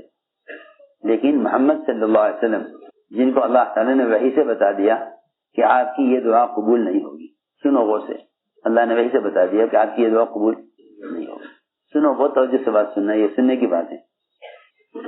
ہم ایک دعا مانگتے ہیں، ہماری چاہت کے مطابق ہوتا نہیں تو ہم طے کر لیتے ہیں کہ یہ دعا قبول نہیں ہوگی، حالانکہ ہمیں معلوم نہیں کہ اللہ کیا چاہتے ہیں۔ ہم تو یہ سمجھتے ہیں نا کہ حاجت کا پورا ہونا کامیابی ہے، حالانکہ حاجت کا پورا ہونا کامیابی نہیں ہے، حکم کا پورا ہونا کامیابی ہے۔ دعا اور عبادت کا حکم ہے، اس لیے اس میں لگے ہوئے ہیں، وہ حاجت پوری کریں تو ان کی مرضی ہے، وہ حاجت پوری نہ کریں تو ہم ان کی مرضی سے راضی ہیں، یہ بات ہے۔ سنو غور سے، حضور اکرم صلی اللہ علیہ وسلم نے عرفات میں دعا مانگی. عرفات کی دعائیں تو جانتے ہیں آپ کہ دعا کی قبولیت کی جگہ اور دعا کی قبولیت کا وقت اور وقت بھی محدود، جگہ بھی متعین. وقت بھی محدود، جگہ بھی متعین. اس وقت سے اس وقت تک دعا کی قبولیت کا وقت ہے. آپ دعا مانگتے رہے اور ساری دعائیں قبول ہو گئیں، ایک دعا قبول نہیں ہوئی. اللہ نے کہہ دیا کہ یہ دعا قبول نہیں ہوگی. وہ کیا تھی؟ آپ نے فرمایا اے اللہ تو قدرت والا ہے اور جو چاہتا ہے وہ کرتا ہے، تیرے لیے کوئی رکاوٹ نہیں، تجھ سے کوئی بات پوچھ کرنے والا نہیں کہ تو نے ایسا کیوں کیا. تو ظالم کو معاف کر دے اور مظلوم کو اپنے پاس سے بدلہ دے دے. ظالم کو معاف کر دے اور ظالم نے ظلم کیا ہے مظلوم پر، مظلوم کو اپنے پاس سے بدلہ دے دے. یہ بات وہی کر سکتا ہے اور یہ دعا وہی کر سکتا ہے جو ستانے والوں اور احسان کرنے والوں کے لیے برابر ہدایت چاہتے ہوں اور دونوں کو اللہ کے عذاب سے بچانے کی برابر تمنا رکھتے ہوں. جو کوشش ابو جہل کی ہدایت کی وہی کوشش ابو طالب کی ہدایت کی. وہ بہت ستانے والا، یہ بہت ساتھ دینے والے. ابو طالب بہت ساتھ دینے والے، بہت ساتھ دینے والے. ابو طالب بہت ساتھ دینے والے، ابو طالب بہت ساتھ دینے والے اور ابو جہل بہت ستانے والا، مگر دونوں کی ہدایت کی تمنا برابر. ہاں عجیب ہے. ایک محسن آپ پریشان کرنے والے اور ایک آپ کو ستانے والا. میں نے عرض کیا کہ آپ نے فرمایا اے اللہ مظلوم کو اپنے پاس سے بدلہ دے دے، ظالم کو معاف کر. اس پر قادر. اللہ تعالی نے جواب میں فرمایا کہ یہ دعا قبول نہیں ہوگی. ارے سنو تو یہ دعا قبول نہیں ہوگی. جب اللہ نے کہہ دیا یہ قبول نہیں ہوگی تو آپ نے اس کو چھوڑا نہیں یہاں تک کہ عرفات کا وقت ختم ہو گیا اور آپ عرفات سے نکل گئے. مزدلفہ کی رات میں پھر آپ نے یہ دعا مانگی کہ اللہ میں تجھ سے پھر کہتا ہوں کہ ظالم کو معاف کر دے اور جو ظالم نے مظلوم کا حق مارا ہے تو اپنے پاس سے اپنے خزانے سے مظلوم کو حق دے دے. بس جبکہ آپ کو بتا دیا گیا کہ دعا قبول نہیں ہوگی. اللہ تعالیٰ نے جو دعا عرفات میں قبول نہیں کی وہ مزدلفہ میں قبول کر دی. ہمارا حال یہ ہے ایک نماز کے بعد دعا مانگیں گے، اگلی نماز تک ہو گئی حاجت پوری تو ٹھیک ہے ورنہ چھوڑ دیں گے. جی ہاں. اور بتاؤں کیا ہوگا؟ آج کل تو عجیب ہی حال ہے. آج کل لوگ پوچھتے پھرتے ہیں بزرگوں سے اور تحقیق کرتے رہتے ہیں کہ بھائی یہ بتاؤ آج کل مستجاب الدعوات کون ہے، کہاں ملے گا ایسا کوئی آدمی جس کی دعا قبول ہوتی ہو تاکہ اسے دعا کے لیے کہیں. ہاں جی ہاں. مشائخ اولیاء اللہ بزرگان دین تلاش کرتے ہیں لوگ تاکہ کوئی ایسا آدمی مل جاوے دنیا میں جس کی دعا قبول ہوتی ہو.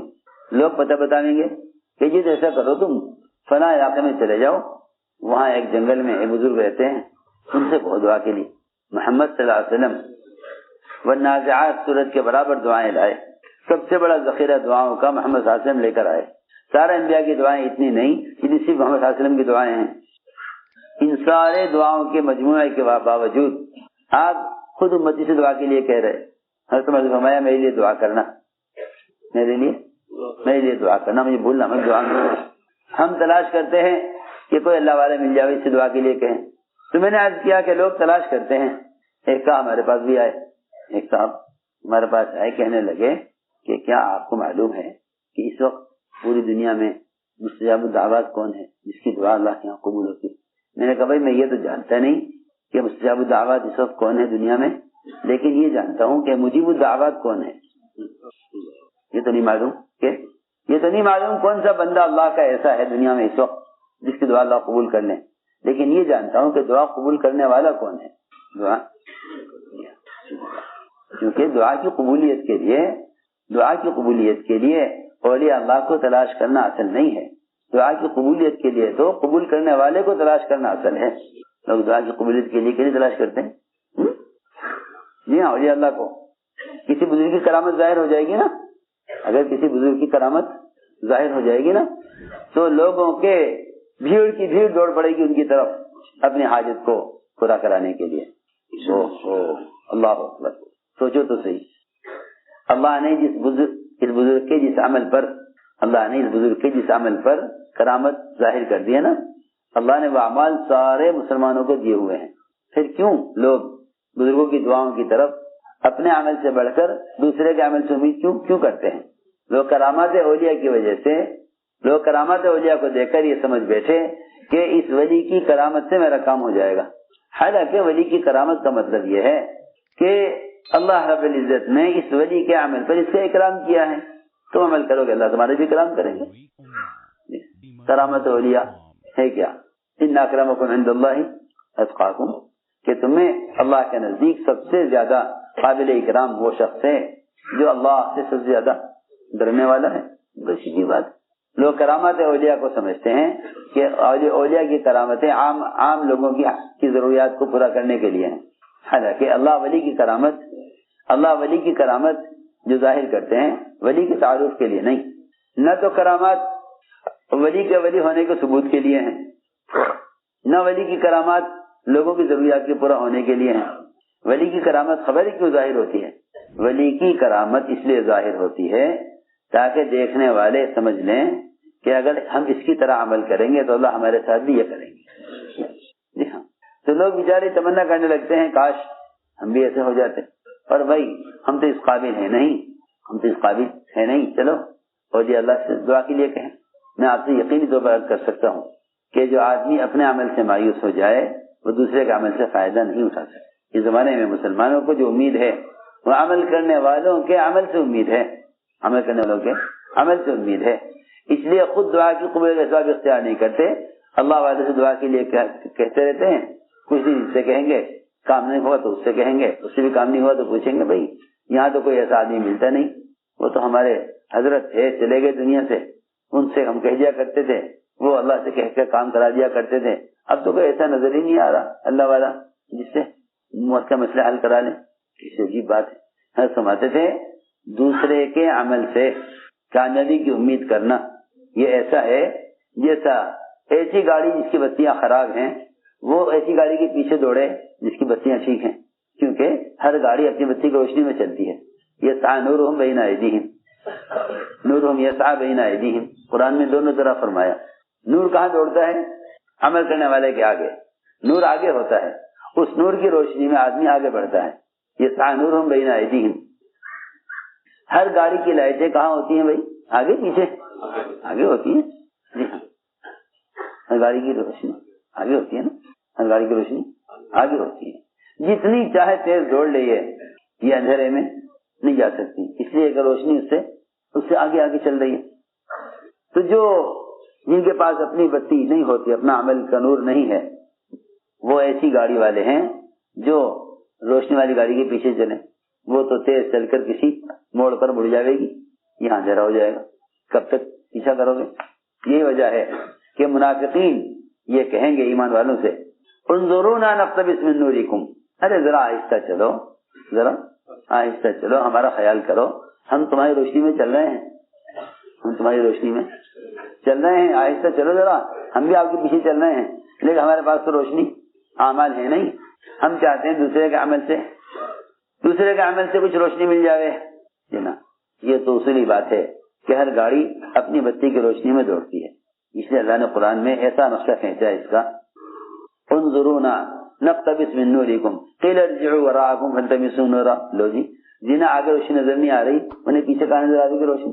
جی ہاں، اللہ فرمایا ارجعوا وراءکم فالتمسوا نورا، جاؤ پیچھے لوٹ کر جاؤ، وہاں جا کر روشنی تلاش کرو۔ قیامت میں منافقین ایمان والوں کے پیچھے چلنا چاہیں گے، اللہ فرمائیں گے دیکھو پیچھے ملے گی تمہیں روشنی، جہاں اعمال کا ثواب تقسیم ہو رہا ہوگا، عجیب حدیث ہے، اعمال کا ثواب تقسیم کیا جا رہا ہوگا، جب سب عمل کرنے والوں کو ان کے عمل کا بدلہ مل جائے گا نا، تو یہ عمل کرنے والے اچھلتے کودتے جنت کی طرف چلیں گے، تو منافقین وہ بھی ان کے پیچھے لگیں گے کہ چلو ہم بھی ان کے ساتھ نکل لیں، وہ تیز چلیں گے یہ پیچھے رہ جائیں گے، یہ کہیں گے ان سے انظرونا، ارے ہم بھی تمہارے ساتھ آ رہے ہیں، ذرا انتظار کرو، ایک پردہ ان کے دونوں کے درمیان آ جائے گا، ایک پردہ ایک دیوار ان کے درمیان حائل ہو جائے گی، اللہ تعالیٰ فرمائیں گے کہ جاؤ پیچھے مڑ کر، ہاں یہ کہیں گے چلو وہاں چلو جہاں سے نور تقسیم ہو رہا تھا. نور تقسیم ہوگا نا قیامت میں عمل کرنے والوں کو. دنیا میں جن کے اعمال میں نور ہوگا قیامت میں ان کو ان کے عمل کے بقدر نور دیا جائے گا، اور منافقین کو کوئی نور نہیں دیا جائے گا. جب وہاں اندھیرا پائیں گے تو کہیں گے چلو وہاں چلو جہاں نور تقسیم ہو رہا تھا. وہاں آئیں گے تو وہاں کچھ بھی نہ پائیں گے.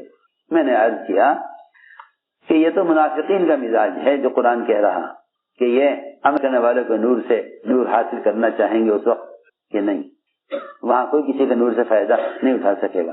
اس لیے دوستو عزیزو ہم نے عرض کیا کہ یوں مت کہو کہ دعا قبول نہیں ہوئی، یوں سوچو کہ اس دعا کی قبولیت میں کیا رکاوٹ بنا، کیا چیز رکاوٹ بنی، کیا رکاوٹ ہے. دو چیزیں ہیں سب سے زیادہ دعا کو رد کرنے والی، دو چیزیں سب سے زیادہ دعا کو رد کرنے والی. ایک معاش میں اور معاملات میں اور کمائی کے نقشوں میں حکم کا توڑنا. جب بے و شراء میں اللہ کے امر کا امتثال نہیں ہوگا، خرید بیچنے میں اللہ کے حکم کو نہیں دیکھیں گے تو دعائیں مردود ہو جائیں گی. دوسری بات یہ ہے کہ اگر نماز کو بگاڑا گیا تو دعا قبول نہیں ہوگی، اس لیے کہ دعائیں عبادات دعاؤں کو پرواز دینے کے لیے ہوتی ہیں.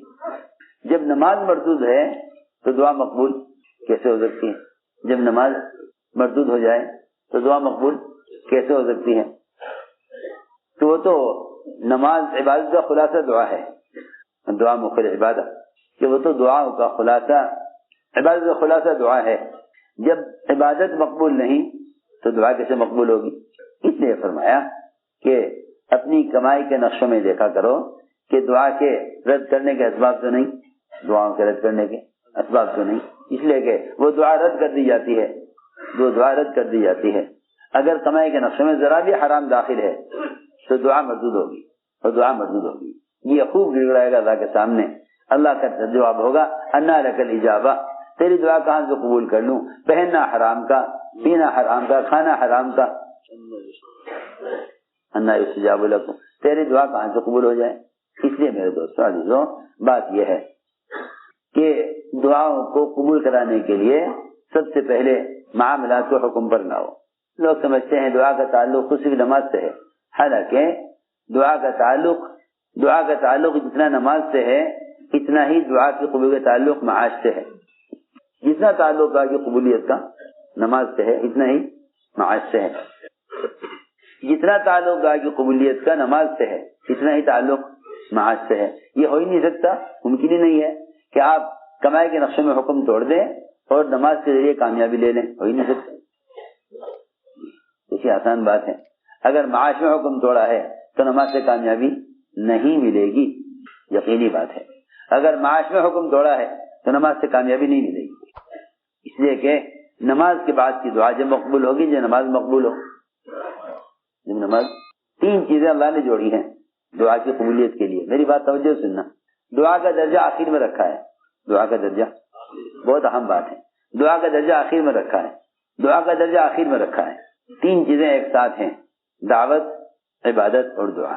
اللہ نے قرآن کی تین لفظوں میں ان تینوں کو پرو دیا، تینوں کو جمع کر دیا. اذا فرغت فانصب وإلی ربک فرغب، اذا فرغت فانصب وإلی ربک فرغب.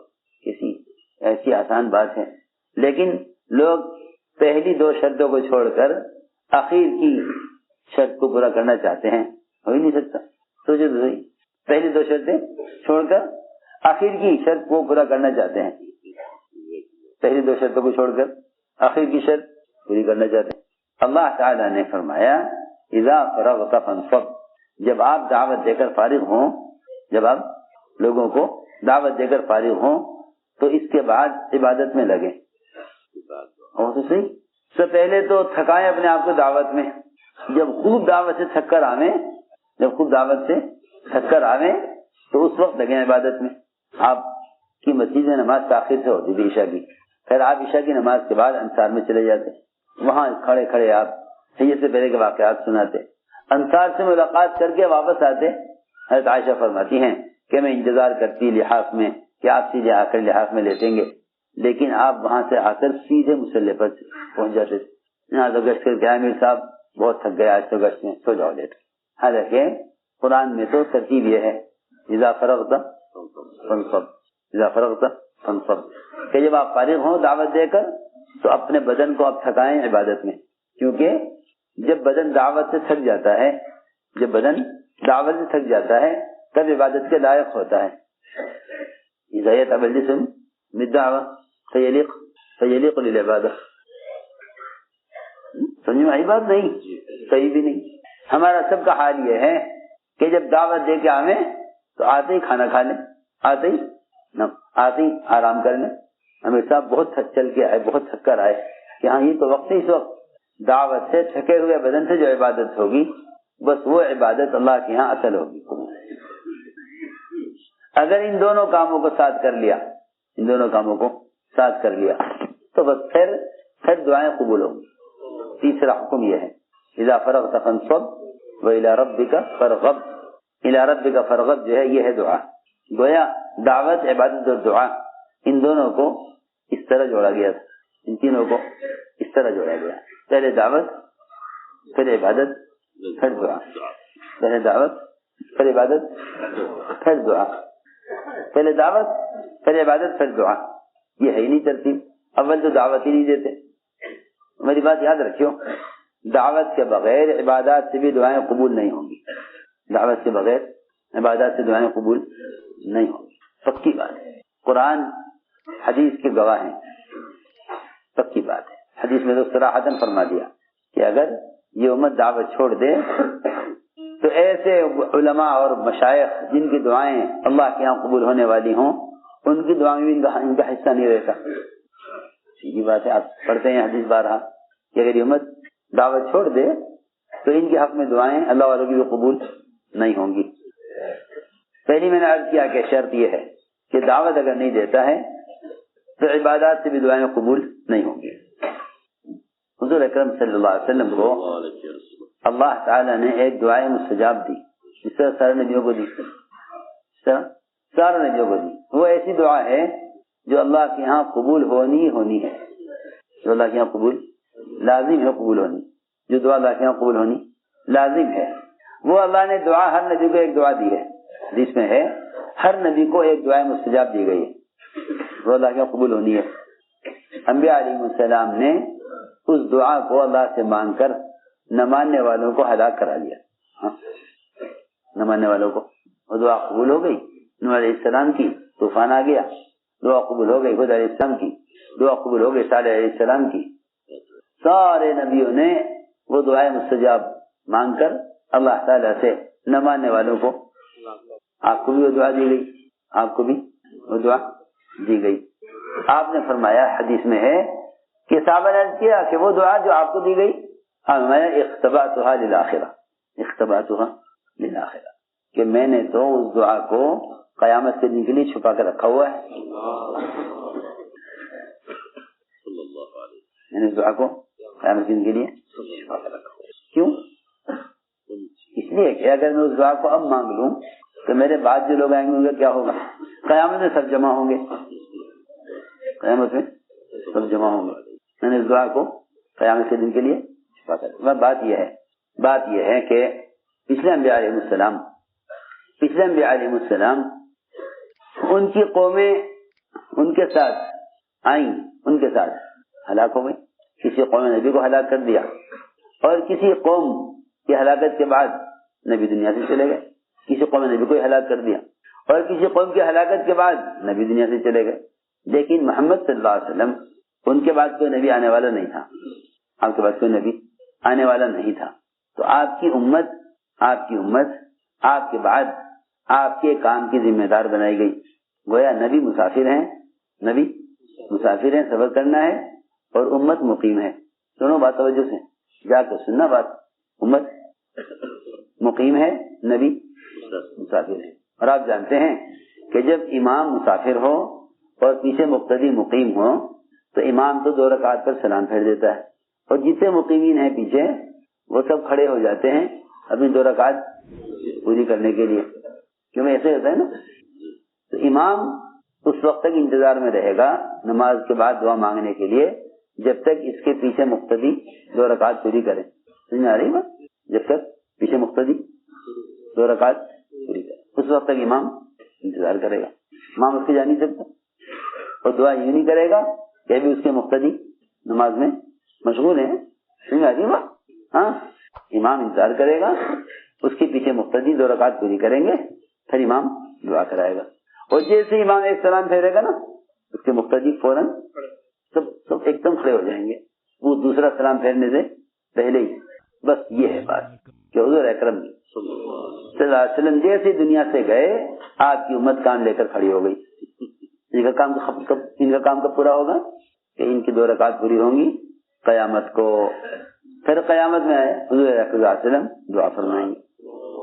یہی بس آسان بات. جب امام مسافر ہو مقتدی مقیم ہو تو دعا کب ہوگی؟ 2 رکعت پوری ہونے کے بعد. سب دعا کے مستحق ہیں, سب دعا کے منتظر ہیں. کام پورا کرو گے تب دعا ہوگی, اور جو کام پورا کرے گا وہ دعا کا مستحق ہوگا. اگر آپ کے سلام پھیرنے کے بعد وہ کھڑا نہ ہوا اور کام چھوڑ کر نماز چھوڑ کے بھاگ گیا تو کیا وہ اس دعا کا مستحق ہوگا؟ بولو تو صحیح, کتنی آسان بات ہے. سارے مقتدی مقیم امام مسافر ساری امت قیامت تک اس کام کو لے کر کھڑی ہونے والی ہے, اور آپ مسافر ہیں. اب آپ انتظار میں ہیں کہ جب میری امت قیامت کو سب کام سے فارغ ہو جائیں گے تو پھر آپ اللہ تعالیٰ کی ایسی حمد اور ایسی دعا کریں گے کہ اللہ تعالیٰ فرمائیں گے نبی سجدے سر اٹھائیے اور سفارش کیجیے, آپ کی سفارش قبول کی جائے گی انشاءاللہ. سارے انبیاء علیہ السلام موجود ہوں گے, کوئی اللہ سے باتیں کرنے والا, کوئی اللہ کی طرف سے ذبیح اللہ کا لقب ملنے والا ہے جی, کوئی اللہ تعالیٰ کی روح جس پر روح کی نسبت کہ آپ روح اللہ ہیں, آپ ذبیح اللہ ہیں, آپ کلیم اللہ ہیں, جس کے پاس بھی جائیں گے وہ یہ کہے گا نہیں جی نہیں, آج تو اتنا غصہ ہے, ہم تو اپنے گناہ یاد کر رہے ہیں اور ہم تو آج بول ہی نہیں سکتے. ہر ایک دعا بھیجے گا, آخر میں کہا جائے گا جاؤ وہاں جاؤ محمد صلی اللہ علیہ وسلم, ان سے اللہ تعالیٰ نے سفارش کی کا وعدہ کیا ہوا ہے, اللہ وعدہ خلاف نہیں ہے. ہر اذان کے موقع پر 5 وقت یہ کہا جاتا ہے, 5 وقت ہر اذان کے ساتھ مگر اللہ مقام محمود پر آپ کو پہنچا دے. تو اس وعدے کو پورا کرانے کے لیے سارے انبیاء کہیں گے کہ ان کے پاس جاؤ, آپ اللہ تعالیٰ کی حمد کریں گے کہ ایسے حمد کسی کو کبھی الہام نہیں کی گئی. اللہ ایسے الفاظ حمد کے الہام کریں گے آپ کو. میں تو ساری بات عرض کر رہا تھا کہ لوگ دعا اور عبادت کے بغیر, دعوت اور عبادت کے بغیر دعا مانگنا چاہتے ہیں, دعوت عبادت کے بغیر دعا مانگنا چاہتے ہیں. اس کے بغیر تو دعائیں قبول ہوں گی نہیں, اور دعا کے علاوہ کوئی راستہ ہی نہیں کامیابی کا. دعا کے علاوہ راستہ کامیابی کا کوئی ہے ہی نہیں. اس لیے کہ جتنے بھی کفار کامیاب ہو رہے ہیں وہ دعا کے راستے کے بغیر کامیاب ہوتے ہیں. صرف دعا کا راستہ مومن کو دیا گیا ہے, دعا کا راستہ صرف مومن کو دیا گیا. باقی جتنے بھی اقوام ہیں وہ دعا کے راستے سے کامیاب نہیں ہو سکتی. صرف مومن ہے جس کو دعا کے راستے سے کامیابی کا راستہ دیا گیا ہے. اس لیے میرے دوستو عزیزو, دعوت, عبادت اور دعا ان تینوں کو جمع کر لو, ان تینوں کو جمع کر لو, ورنہ حدیث میں صراحت نے فرمایا کہ جو دعوت چھوڑ دیں گے وہ اپنی دعا کی قبولیت سے تو محروم ہوں گے ہی, اللہ والوں کی دعاؤں میں ان کا حق نہیں رہے گا. صحیح حدیث ہے. اس لیے ہمیں اس نقل و حرکت کے ذریعے امت تک دین کو پہنچانا ہے, تاکہ اللہ رب العزت نے جو وعدے اس امت سے دعوت پر کیے ہیں وہ وعدے امت کے لیے پورے ہوں, وعدے امت کے لیے پورے ہوں. اس کے لیے عزم کرو, ارادے کرو کہ انشاءاللہ ہمیں دعا, دعوت اور عبادت اور دعا والا بننا ہے. یہ 3 چیزیں جمع کر لو, یہ 3 چیزیں جمع کر لو, 3 چیزیں جمع کر لو. یوں نہ سوچو یہ سب ہوگا تو کامیاب ہو جائیں گے, حاکم اگر موافق ہو گئے تو کامیاب ہو جائیں گے. جہاں بھی کامیابی چاہو گے وہیں سر رگڑو گے, جا کے جہاں سے بھی کامیابی چاہو گے وہیں جا کے سر رگڑو گے. اللہ کے غیر سے چاہو گے کامیابی, ان کی خوشامد کرو گے. اللہ سے چاہو گے کامیابی, اللہ کی خوشامد کرو گے. میں تو حیران ہوں کہ لوگ اللہ سے مطالبے, اللہ کے مطالبے پورے کیے بغیر مخلوق سے مطالبے پورے کیسے کرا سکتے ہیں. میں تو کیا بتاؤں, اللہ کے مطالبے پورے کرنے کے باوجود بھی مخلوق سے مطالبے میں آدمی کامیاب نہیں ہو سکتا. اللہ کے مطالبات پورے کرنے کے باوجود مسلمان مخلوق سے مطالبے پورے کرانے میں کامیاب نہیں ہو سکتا. تو پھر اللہ کے مطالبات اور اللہ کے دین کے احکام کو چھوڑ کر پھر مخلوق سے اپنے مطالبات کیسے پورے کرا لے گا؟ میں آج کے لیے سوچ رہا اگر مسلمان اغیار سے اپنے مطالبات کو پورا کرانے کی کوشش میں ہے، جو اللہ کے مطالبے پورے نہ کرے اور مخلوق سے اپنے مطالبے پورے کیسے کرا لے گا؟ اس لیے عزم کرو کہ انشاءاللہ ہمیں نقل و حرکت کے ذریعے امت کو اسباب یقینی پر لانا ہے، وہ اسباب یقینی اللہ کے احکام ہیں۔ کریں گے تمام ہمت کرو، اس کے لیے قدم اٹھاؤ۔ جو ماشاءاللہ علماء سال لگائے ہوئے ہیں وہ عرب سال کے لیے اپنے آپ کو پیش کریں، جو علماء 4 ماہ کے لیے، جو علماء سال نہیں لگائے جن کا وہ سال کے لیے اپنے آپ کو پیش کریں، جو 4 ماہ لگائے ہوئے ہیں وہ اپنے آپ کو کھلے خرچ کے ساتھ باہر کے ملکوں کے لیے پیش کریں۔ ہمت کر کے فرماؤ۔ اللہ آسان فرمائے، اللہ کے وعدوں پر بھروسہ کر کے کھڑے ہوں، اپنے ناموں کو اظہار کے نام پیش۔ جی آج میں نے کہاں سے بھائی میرے سے خرچ بولو کھلا خرچ، ماشاء اللہ میرے جو کھلا خرچ، جی مظفر نگر خرچ بول بھائی، کھلا خرچ ماشاء اللہ مظفر نگر جماعت کھلے خرچ کے ساتھ۔ ہاں بھائی اسی طرح بولے، جماعت بھی بتائے افراد بتائے، طے کر کے جائے جماعت بنائیں گے۔ یہ علماء جو سال لگا چکے دوسرے سال کے لیے بولے، کرے ہمت کرے، اللہ آسان فرمائے۔ پھر فیصلے کر کے اٹھو، میرے جو فیصلے کر کے اٹھو نا، کہاں جا رہے بھائی؟ ختم ہو گیا کام تو شروع ہوا میرے بھائیو دوستو، تشکیل کریں، تشکیل سے اپنا ایمان۔ جتنے وکلا ہیں یہ سارے